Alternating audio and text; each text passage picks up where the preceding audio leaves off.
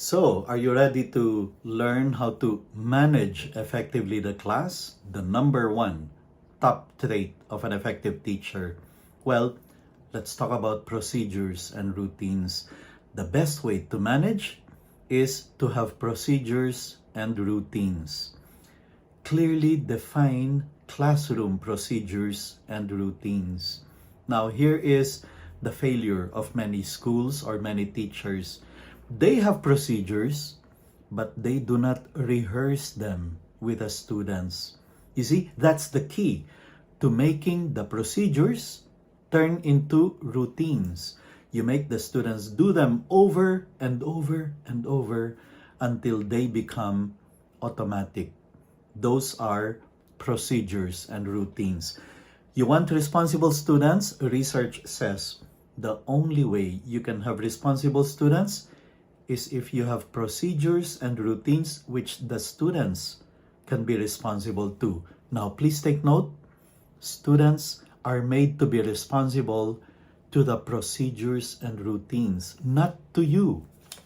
That's why if they don't follow the procedure, teachers don't ever say, "Are you challenging my authority?" John, how many times do I have to tell you, why are you challenging my authority? No. He is not challenging your authority. He is not being responsible to the procedures and routines.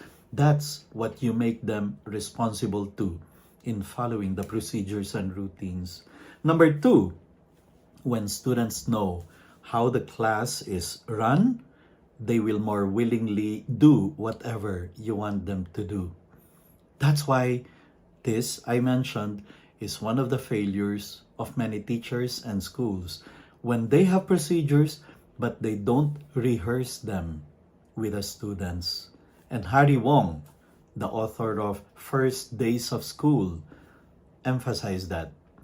The first days of school, so that's why that's the title of his book, teachers and students should be rehearsing over and over the different procedures until they become routine, and the rest of the year you will just be making them follow the procedures and routines. Let's differentiate now what are procedures and what are routines. Procedures can be defined as what you want students to do. Okay? And they make them, you make them do them over and over until they become routines, what the students do automatically. And all we need to do is make the students do procedures over and over. They become routine, and your class runs like a well-oiled machine. Research says the number one factor, or problem rather, in the classroom is not discipline. It's the lack of procedures and routines. So, you should have procedures for everything that you want the students to do. How you want them to submit papers, how you want to start the class, what is the procedure. If a student wants to borrow a ball pen from a classmate, what is your procedure? If you don't have, then you get into trouble. Students start talking, asking for pens and papers and whatever it is from their classmate, and you have two students like that, and the class becomes noisy and chaotic simply because they don't know what the procedures are, or you never taught them the procedure if they want to borrow a pen, to ask for a paper, to go to the wastebasket, to sharpen their pencil, to leave the room to be able to go to the washroom, to ask permission to go to the washroom. What is your procedure if you want the students to recite? If you don't have procedures in that or for that, students will raise their hand with loud voices, either blurting out the answers, or they just do whatever they want to be able to get the answer across. But if you have procedure that you want them to raise their hand, wait to be called, and only after being called, they stand and give the answer, and you rehearsed it, then your class is well managed. There should be procedures for practically everything that you want the students to do, inside the classroom? What is the procedure if you want them to listen and pay attention to another classmate reciting? What is your procedure if, for example, you want them to get a partner and do a paired discussion? What is the procedure when you want them to end the discussion and go back to their respective places? Or what is your procedure if you want the class to keep quiet because you need to make an announcement? If you don't have a procedure for that, I know what some teachers do. They shout, they scream, they yell because they need to be heard over the noise of the class. Or some teachers, they bang their hand on the blackboard to get the attention of the students. Or they flicker the lights on and off so that they catch the attention of the students. If you have a procedure, then you will not have to resort to any of those. And I'm going to share with you concrete strategies, procedures that you should be teaching the students from the very beginning of the school year, from the first days of school. You can have as many procedures as you want, those things that you want the students to do, and you can rehearse them in the first days of school. Some you will teach later on in the middle of the school year, or for example, the procedure in receiving your diploma on stage during graduation. You rehearse that over and over nearing the graduation day. But most of those basic procedures, we teach them in the first days of the school year. You can have as many as you want because they are not rules. I repeat, procedures are not rules. They are simply what you want students to do. Here are some examples, and I'm going to share with you concrete procedures that you can take note of to be able to implement inside your classroom. I'll point out, for example, the when teacher is tardy. What is your procedure when there is no teacher inside the classroom? Many schools do not have a procedure for this, and so what happens when there is no teacher inside the classroom? The class erupts into a chaotic noise, or students become rowdy, and that's when trouble starts. I have a procedure for that, and I rehearsed it with my students in the beginning of the school year. So, for example, okay, class, here's the procedure. The bell rings, and there's no teacher inside the classroom. Here's the procedure. Class president and vice president, you come in front of the class. Secretary, you go to the faculty room and ask, is Mr. So-and-so absent? Is there a substitute teacher? There's no teacher in our classroom. President and vice president, go in front of the classroom and take control of the class. Getting everybody to either read books, study, or go to their notes, but to maintain silence, especially because when we are noisy, the other classrooms will be disturbed. And so, that's the procedure, okay? Let's rehearse it. That is rehearsed until it becomes automatic.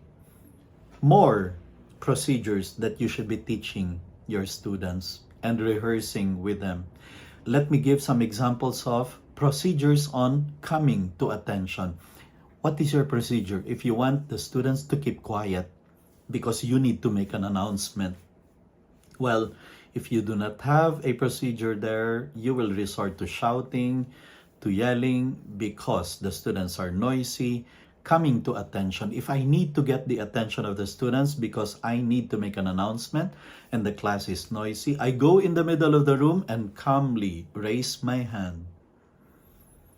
I taught this procedure to them in the beginning of the school year, and we rehearsed it, and they know that when I raise my hand like that, it means salami. This is from Harry Wong. Salami. Stop and look at me. Salami.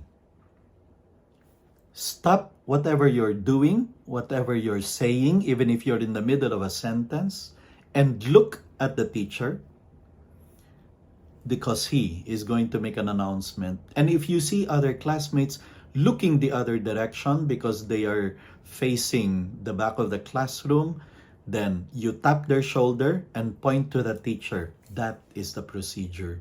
Okay, let's rehearse it. And then I make them talk by getting a partner, and then with that partner, you talk about what I did last summer.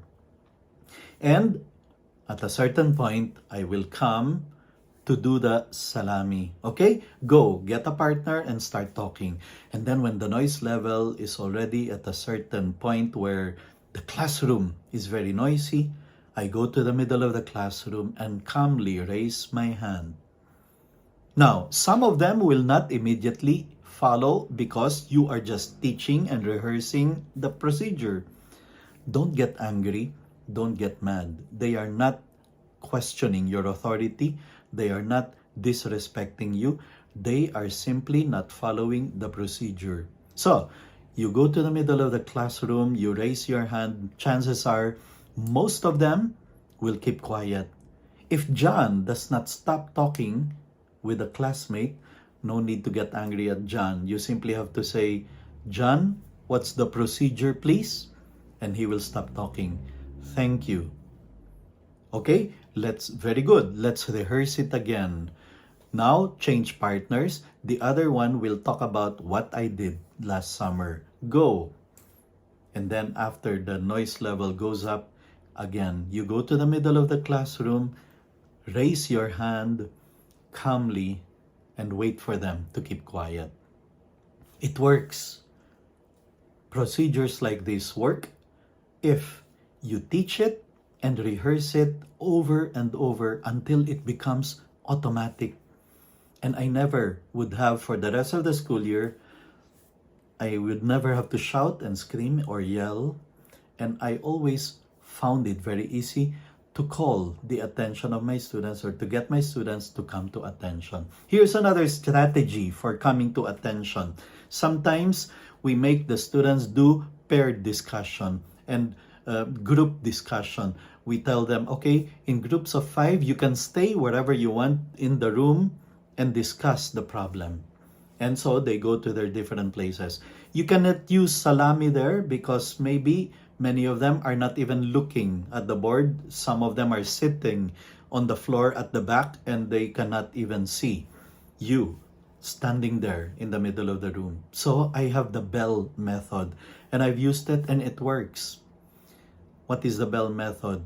I tell them, okay, class, if you hear the bell ring, I have one of those bells, the classroom bells where if you tap it, it can be heard in the whole classroom. Class, here's the procedure.